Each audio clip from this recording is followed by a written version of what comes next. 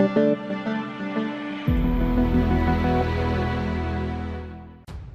to hard reset Motorola Moto G Stylus. Step 1. In the first step, start pressing the power button for a short while and tap restart from the menu. Step 2. Secondly, push volume down and power keys for a few seconds. Step 3. Release all buttons when you see information about fast boot mode.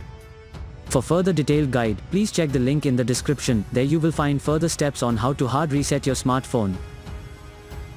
For further detailed guide, please check the link in the description. There you will find further steps on how to hard reset your smartphone. For further detailed guide, please check the link in the description. There you will find further steps on how to hard reset your smartphone.